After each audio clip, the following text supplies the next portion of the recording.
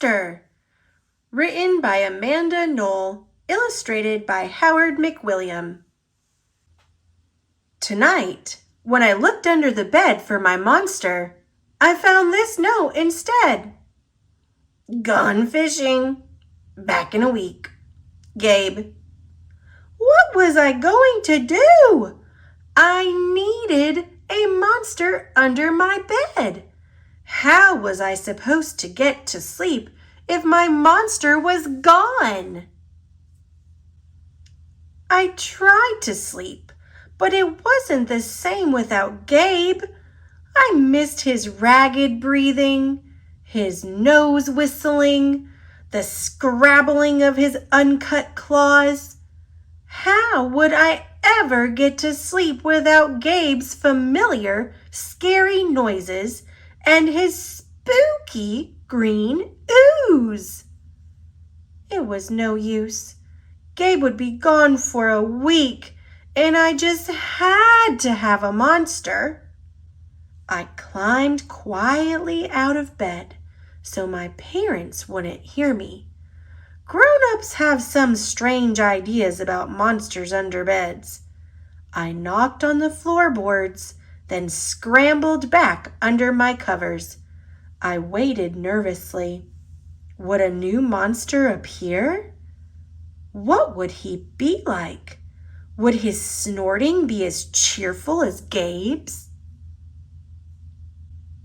When I heard some creaking under my bed, I knew that the substitute monster had arrived. Good evening, said a low, breathy voice. My name is Herbert, and I will be your monster for the evening. Herbert? What kind of name is that for a monster? You don't sound scary at all. Have you ever scared a kid before? Well, no, but I have read all the best books on the topic. Do you have long teeth and scratchy claws? I asked. No, but I have an overbite, and I'm a mouth breather. Listen.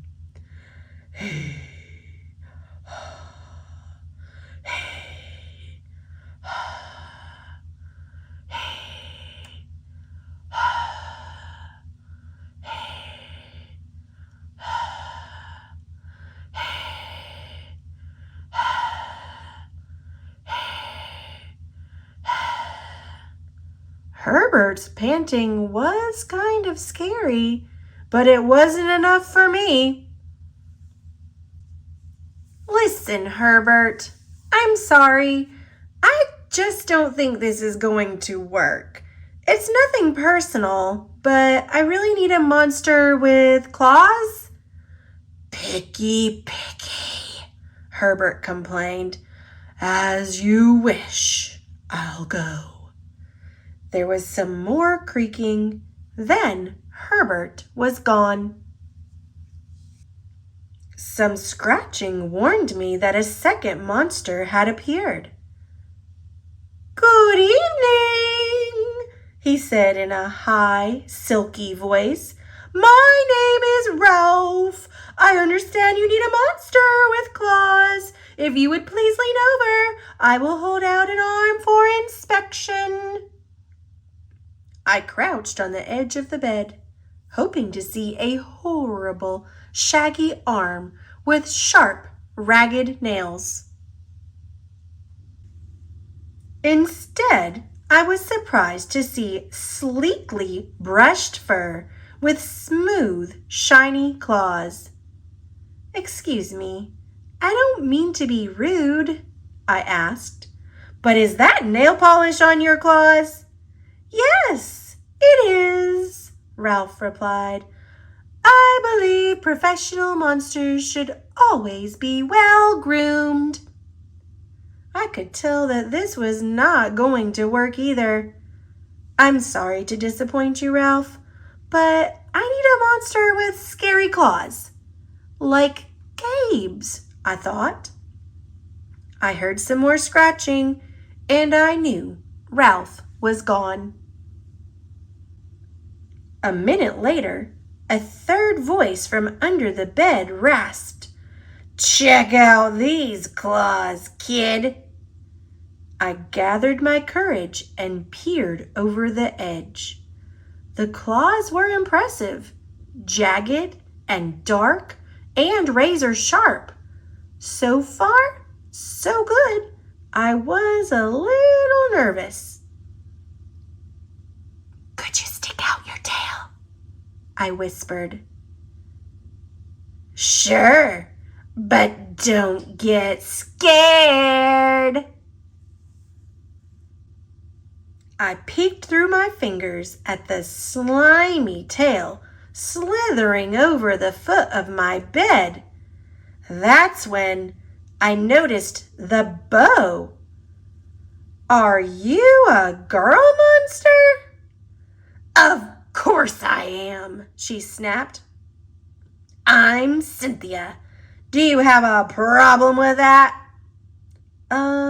Yeah, I do," I admitted. "I definitely need a boy monster. Boy monsters are for boys and girl monsters are for girls. Everybody knows that." "Well, aren't you a picky one?" she sniffed, and then she was gone. Was I being too picky? No. I knew that my monster needed to be well-clawed and menacing. The whole point of having a monster, after all, was to keep me in bed, imagining all the scary stuff that could happen if I got out. Then I heard a shuffling noise and some slobbering. A fourth monster was under my bed. "Hey, my name's Mac." One look at his claws proved that Mac was a big, scruffy boy monster. I shivered. Maybe this one would work out. "Those are excellent claws, but do you have a long tail?" I leaned over to see. "No, my tail is stumpy," Mac slurped. "But I do have an unusually long tongue." "Why would I be afraid of a long tongue?" I asked. "Oh, I don't know," he said, trying to sound terrifying. "You never know when I might lick you." I fell back on the bed, laughing. "Well, if you're not even going to try to work with me," Mac whined. I held in my giggles. "I really don't think you should send me away," he warned. "Kids who reject 5 monsters in one night." "I did not reject 5 monsters tonight," I interrupted. "My regular monster went fishing." "Fishing, eh? Maybe he just left because you're so picky." "Fine, I'm out of here. But I wouldn't expect another monster tonight if I were you." How was I ever going to go to sleep without my monster? I was surprised to hear more creaking under the bed. Loud creaking with scratching.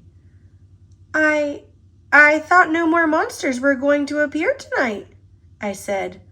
"Sorry I'm late, kid." "Who?"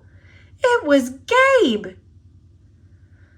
"I thought I would enjoy fishing, but I didn't," he explained.